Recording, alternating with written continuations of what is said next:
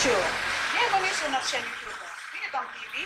Aujourd'hui, on a comme invité l'athlète international en triple saut et en saut à longueur. Bonjour Sangoné et bienvenue à notre émission. Bonjour, merci pour votre invitation. Je m'appelle Sangoné Kandji, je suis athlète sénégalaise, spécialiste du saut en longueur et du triple saut. Sangoné, aujourd'hui on t'a choisi comme athlète. Qui est Sangoné? Comme je l'ai dit tantôt, Sangoné c'est une athlète sénégalaise, spécialiste du saut en longueur et du triple saut. Sangoné, je peux avoir la différence entre le saut en longueur et le triple saut? D'accord, le saut en longueur, on a d'abord la course d'élan à faire. On fait une course d'élan, après on fait le saut final.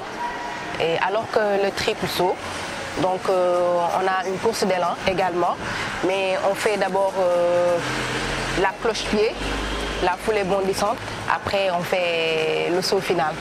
Voilà. On fait un triple bond, c'est un triple bond en fait. Alors que le saut en longueur c'est juste une course d'élan, après on fait le saut final. Ça, je peux avoir pourquoi avoir choisi cette discipline en fait? Bon, vous savez, l'athlétisme, c'est plusieurs épreuves. Il y a les courses, il y a les sauts, il y a les lancers. Mais pourquoi j'ai choisi le saut en longueur? Peut-être qu'à l'époque où je m'entraînais avec mon coach qui m'a formé, peut-être qu'il avait détecté mes aptitudes au saut en longueur, de très bonnes aptitudes. Donc peut-être que je pense que c'est lui qui m'a orienté à faire les sauts. Voilà. Donc il y a des aptitudes en fait, pour être sauteuse. Effectivement. Tout le monde peut aborder pour être sauteuse. Non, effectivement, il faut avoir certaines aptitudes. Bon, donc pour la course, il faut être rapide. Donc pour les sauts, il faut être rapide également, mais bon, je ne vais pas parler de taille parce qu'il y a des athlètes qui ont une taille moyenne, une courte taille, mais quand même qui sautent très loin. Mais je pense que quand même il faut avoir certaines aptitudes quand même pour faire les sauts. Sango, quels sont les titres que vous avez remportés au cours de votre parcours? Donc j'ai été championne d'Afrique junior en 2009. Après en 2011 j'ai eu une médaille de bronze dans la même compétition également. En 2017 j'ai gagné la médaille d'or aux Jeux de la solidarité islamique. Voilà. Et dans la même année aussi, j'ai pris part au championnat du monde universitaire où j'ai terminé 6e à la finale du triple saut.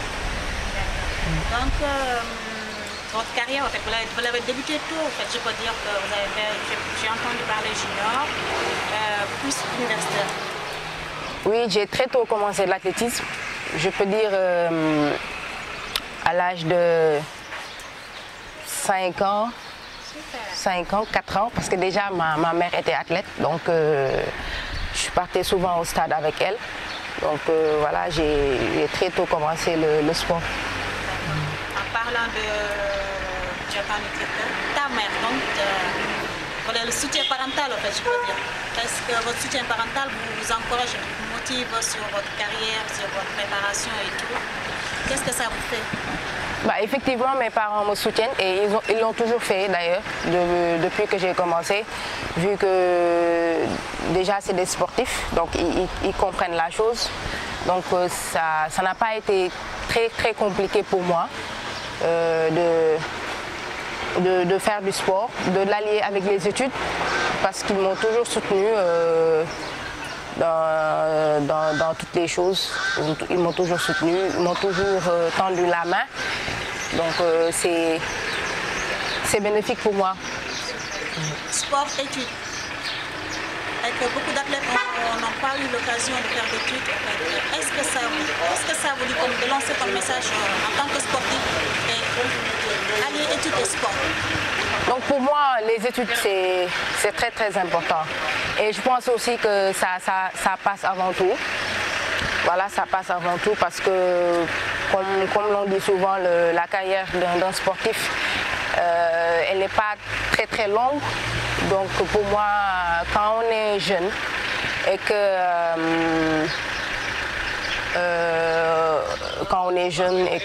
qu'on fait du sport également, je pense qu'on doit également le faire avec les études. Il faut penser après la carrière. Et aussi, je pense que les études aussi, ça permet de s'exprimer, de parler, parce que quand on est un sportif de haut niveau, par exemple, on est appelé à parler devant les caméras et tout. Donc voilà, pour moi, c'est quelque chose de primordial. Voilà. Vous avez parlé en tant que sportive, donc femme, quand on parle de femme et sport, qu'est-ce que ça vous... Parce qu'ici, on dit en général, en fait, dans les pays, dans certains pays, une femme qui fait du sport, elle est regardée d'un autre œil par rapport à un homme qui fait du sport. Je t'ai entendu parler dans tes discours aujourd'hui que études sport, femme sport. Voilà, bon, femme sport, c'est tout à fait naturel, c'est naturel. Donc, je peux dire que c'est vrai qu'en Afrique, on est indexé. Quand une femme pratique le sport, quel que soit le sport qu'elle pratique, on est regardé dans notre œil. Et pour moi, bon, je peux dire que on est pareil que les hommes en fait. Je pense que tout ce que l'homme peut faire, la femme peut le faire. Et que voilà, aujourd'hui, pour moi, le fait de faire du sport, d'abord, ça nous permet, nous femmes, d'avoir une très bonne santé. Donc, et quand on fait du sport de compétition, ça nous permet également d'avoir la chance de participer à des compétitions internationales et de représenter notre pays et tout. Donc pour moi, le fait que la femme fait du sport, c'est quelque chose de positif. Voilà, c'est quelque chose de positif, même si, par exemple, moi, des fois, je pars dans un lieu, je m'entraîne et qu'il y a des passants qui me regardent. Voilà, et qui me regardent avec des gros yeux, bah, bon, après je me dis que peut-être qu'ils n'ont rien compris. Voilà, le fait qu'ils voient une femme en train de courir, ça les surprend. Mais bon, je pense que aujourd'hui, on est dans un monde vraiment où, je peux dire, le sport est développé. Le sport est développé sur le plan international. On voit des femmes qui s'expriment, on voit des femmes qui sont des championnes olympiques. Et je pense qu'après, cette mentalité va disparaître. Voilà, on va accepter les femmes sportives, on va vraiment les valoriser pour qu'on encourage quand même les jeunes filles à faire du sport. Super. Compétition, comment ça se passe pour vos présélections, vos sélections? Donc nous, on est un peu particulier par rapport au sport collectif. Voilà, où là-bas on choisit, on fait une sélection, on choisit les meilleurs. Mais nous, en athlétisme, chaque compétition a sa spécificité. Par exemple, pour les championnats d'Afrique, c'est la CAA qui met en place des minima. C'est-à-dire pour chaque épreuve, il y a une minima qui correspond à chaque épreuve. Pour le 100 mètres, il y a les minima à faire. Pour le 200, pour les sauts, pour les lancers. Et puis, si l'athlète réalise ces minima, l'athlète est qualifié pour les championnats d'Afrique. Ou bien, si c'est les championnats du monde, par exemple, si l'athlète est qualifié, si l'athlète réalise les minima, donc l'athlète est qualifié. C'est la même chose aussi si c'est pour les Jeux Olympiques. En parlant de minima et 30 Avez-vous les moyens de bien préparer vos compétitions? Bon, moyens genre. Financiers, en fait, par exemple, pour vous entraîner, on vous donne les moyens, vous utilisez les moyens vous-même. Il y a le soutien, en fait, il y a BABA et tout. Bon, vous savez, le sport sénégalais, c'est pas aussi ça, quand même, mais on se débrouille. Moi, par exemple, c'est la passion qui m'anime dans ce que je fais. Donc, moi, je me dis dans ma tête que s'il y a les moyens ou s'il n'y a pas de moyens, tant que j'ai la passion de faire ce que je fais et que j'ai ma santé pour continuer le sport, je le ferai. Maintenant, que je trouve les moyens ou bien que je ne trouve pas de moyens aussi, bon, je me débrouille, je fais avec mes propres moyens, voilà, c'est ça, je m'entraîne tout seul. Donc, je vais être un peu plus complexe. Est-ce que l'État, votre fédération, sont là bien dans vos attentes, en fait? Est-ce qu'ils répondent à vos attentes par rapport à la discipline que vous pratiquez? Voilà, donc sur ce point-là, c'est un peu difficile quand même, très franchement, c'est difficile. Voilà, même si l'État, la fédération, ils sont en train de faire des efforts quand même, voilà, pour faire participer les athlètes dans chaque compétition. Mais je pense que ça ne suffit pas. Ça ne suffit pas. Il faut accompagner l'athlète. Il faut accompagner l'athlète. Il faut suivre l'athlète. Donc l'aider à atteindre ses objectifs. Et tout le monde sait que le sport, ça demande énormément de moyens. Ça demande beaucoup de moyens, mais je pense que quand même, il y a des efforts à faire à ce niveau-là. Voilà. Avez-vous un suivi après compétition avec vos coachs, la fédération, vous en tant qu'athlète? Un suivi, quel genre de suivi par exemple? En fait, parce que comme il y a certaines disciplines, en fait, après compétition, on suit l'athlète pour faire une performance, elle reste intacte, elle ne prend pas de poids, en fait, il y a un suivi derrière ou bien ça dépend de vous ou... Non, comme j'ai dit tantôt, vous savez, le suivi, c'est, je pense que actuellement, c'est une volonté personnelle.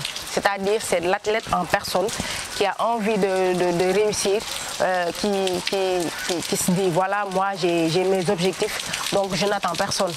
Voilà, même si, comme j'ai dit tantôt, l'instance fédérale est en train de faire des efforts, mais ça ne suffit pas. Voilà, mais le gros du travail, je pense que c'est l'athlète qui le fait.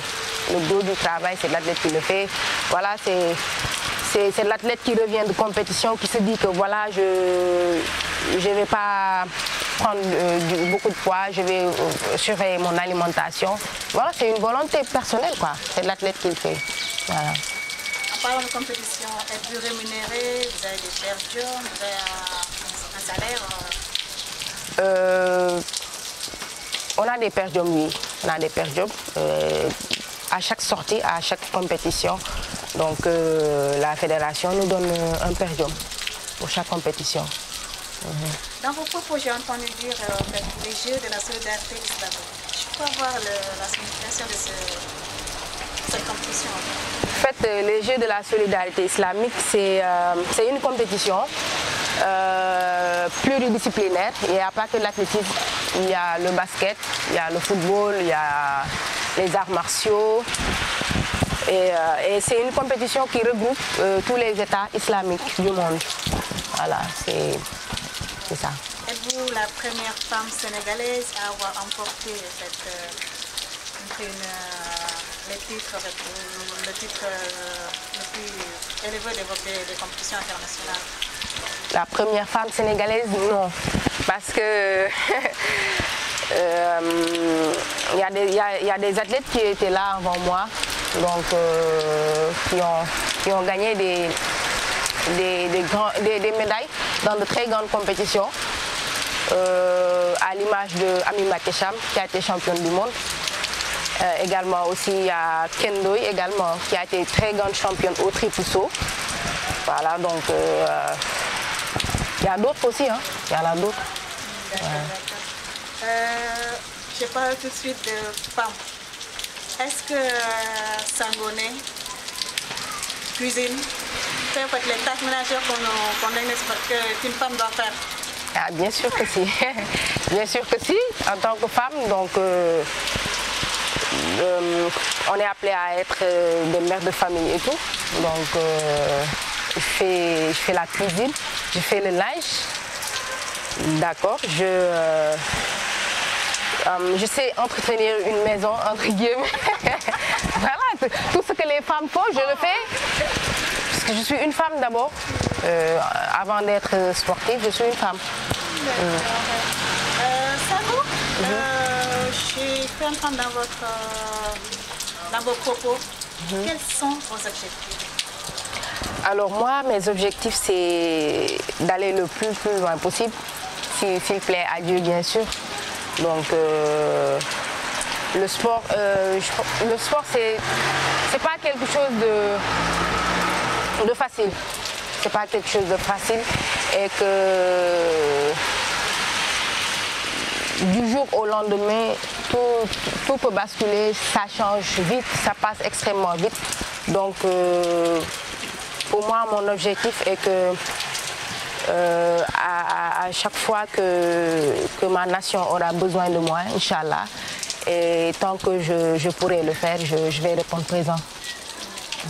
Oui, Sangoné, on est dans une période où la maladie, le Covid-19 est en train de faire son ravage et que les lieux de pratique de sport sont fermés, comme par exemple le stade, les terrains, les salles et tout. Comment vous avez aménagé votre training, en fait, vos plans d'entraînement? Donc, actuellement, avec la situation sanitaire, donc c'est difficile, c'est compliqué pour nous, sportifs, surtout les sportifs. Donc,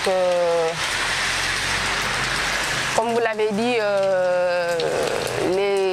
les lieux d'entraînement, que ce soit les stades, et que c'est récemment qu'on a réouvert les salles de muscu. Donc les plages, on n'a plus accès à cela. Donc pour moi personnellement, je m'adapte et je m'entraîne dans ce terrain. Donc j'essaie de garder la forme, voilà, pour ne pas trop rester sans ne rien faire. J'essaie de garder la forme, je fais des footings, la corde, des abdos, des gainages, en attendant que la situation sanitaire s'améliore ou bien change totalement. Avez-vous un message à lancer par rapport à la maladie qui fait des ravages actuellement au Sénégal et partout dans le monde? Bon, comme tout le monde, hein, c'est faire une sensibilisation voilà, pour le respect des gestes barrières. Donc, d'abord le port obligatoire du masque, hein, et que l'usage de gel hydroalcoolique, le lavage des mains régulièrement et que la distance, quoi, la distance, comment dire, la distanciation plutôt, voilà, et éviter les rassemblements quand même, parce que la maladie elle est toujours là et que c'est nous les personnes quand même qui doivent vraiment s'unir et essayer de combattre cette pandémie. Sangoné, je vous donne l'occasion de remercier en fait, les gens qui vous soutiennent, qui entendent vos parents, et certainement il y a d'autres personnes derrière. Je vous laisse faire. D'accord, merci. Je voudrais tout simplement procurer des remerciements à l'endroit de ma famille, ma famille qui a toujours été là dans les moments difficiles, dans les bons moments. Donc, les coachs, tout le monde, celui qui m'a formé, mon coach actuel, tous les coachs qui m'ont entraîné. Et toutes les personnes qui m'ont soutenu, hein, toutes les personnes qui m'ont soutenu, vous également, Unicom Sen TV, je vous remercie de m'avoir accordé cet entretien. Ça me fait plaisir de venir me voir, de venir découvrir ce que je fais, de venir partager ce que je fais. Voilà, donc c'est un énorme plaisir de vous recevoir ici. Sangoné, tout le plaisir est pour nous et c'est nous qui te remercions du fond du cœur de la disponibilité, de ton respect de l'horaire et tout, et de ta joie de parler avec les gens, parce qu'on te voit toujours souriant. J'espère que c'est cette sourire que tu gardes toujours. Parce que femme comme femme, quand femme fait sport, elle est toujours masculine, mais toi je vois que tu gardes toujours la banane sur ton visage. Ouais. En tout cas, le plaisir est pour nous et nous te remercions du fond du cœur encore. C'est moi. Merci beaucoup à vous aussi, ça a été un plaisir de faire cette interview avec l'athlète Sangoné que je remercie encore du fond du cœur. On se donne rendez-vous sur une prochaine émission et merci à vous aussi, Méga.